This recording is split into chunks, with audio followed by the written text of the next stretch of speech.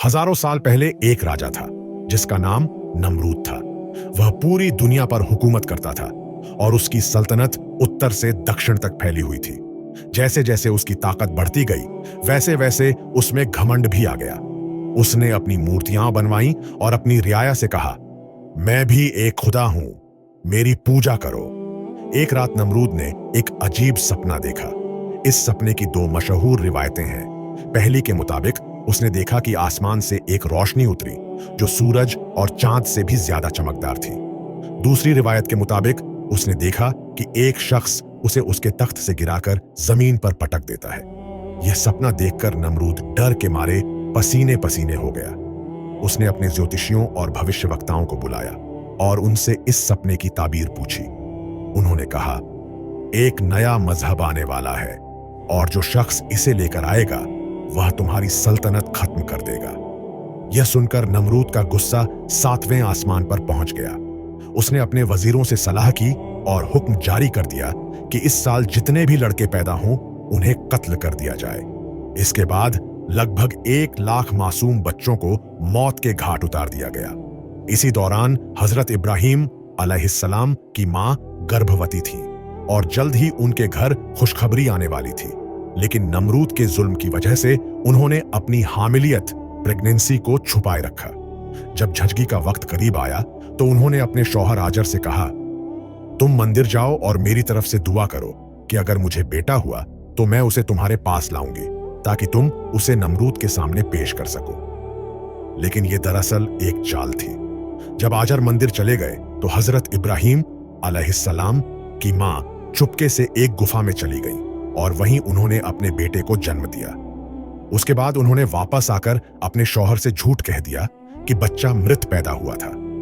जब भी आजर घर पर नहीं होते थे उनकी मां गुफा में जाकर उनकी देखभाल करती। कहा जाता है कि हजरत इब्राहिम अलैहिस्सलाम अपनी उंगलियां चूसते थे और अल्लाह के हुक्म से उनकी उंगलियों से दूध और शहद निकलता था जिससे उनका पेट भर जाता था। कुछ सालों बाद जब नमरूद अपने ख्वाब को भूल चुका था, हजरत इब्राहिम अलैहिस्सलाम गुफा से बाहर आए। जब आजर को पता चला कि उनका बेटा जिंदा है तो उन्होंने उन्हें अपने साथ रखना शुरू कर दिया। लेकिन जैसे ही हजरत इब्राहिम अलैहिस्सलाम ने अपने घर में बुतों मूर्तियों को देखा वे हैरत में पड़ गए। उन्होंने आजर से पूछा, ये क्या है? आजर ने जवाब दिया, ये हमारे खुदा हैं, हम इनकी पूजा करते हैं। हजरत इब्राहिम अलैहिस्सलाम हैरान हो गए और उन्होंने इस बात को मानने से साफ इनकार कर दिया। एक रात वे सो नहीं सके तो घर से बाहर निकल पड़े और एक पहाड़ की चोटी पर जाकर बैठ गए। वहां से उन्होंने आसमान की तरफ देखा। उन्होंने सितारों, चांद और सूरज को गौर से देखा जिनकी उनके शहर के लोग पूजा करते थे। मगर वे सोचने लगे, जो चीज खुद ही डूब जाती है वो खुदा कैसे हो सकती है? हजरत इब्राहिम अलैहिस्सलाम ने अपनी कौम को समझाने की बहुत कोशिश की कि ये मूर्तियां कुछ भी नहीं कर सकती, लेकिन कोई उनकी बात मानने को तैयार नहीं था। तब उन्होंने सोचा कि अब एक नया तरीका अपनाना होगा। वे उस दिन का इंतजार करने लगे जब शहर के लोग किसी त्योहार में व्यस्त होंगे और मंदिर खाली होगा। जब वह दिन आया तो हजरत इब्राहिम अलैहिस्सलाम हाथ में कुल्हाड़ी लेकर मंदिर में दाखिल हुए। उन्होंने देखा कि पत्थर और लकड़ी की मूर्तियों के आगे खाने पीने की चीजें रखी थीं।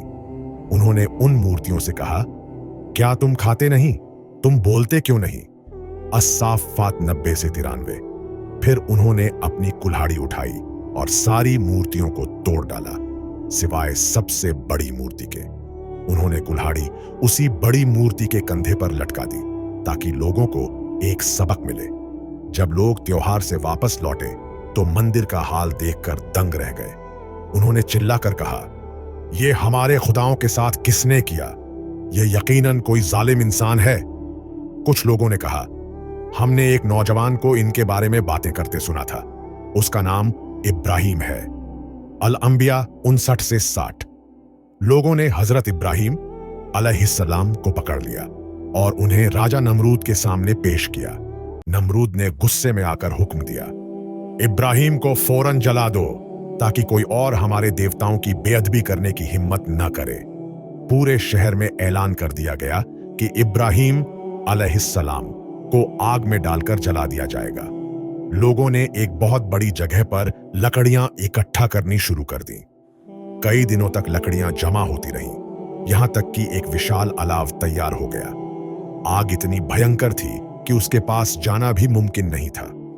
जब आग भड़क उठी तो नमरूद के सैनिकों ने इब्राहिम अलैहिस्सलाम को पकड़कर एक मंजनीक पत्थर फेंकने वाली बड़ी मशीन में रखा ताकि उन्हें दूर से ही आग में फेंका जा सके।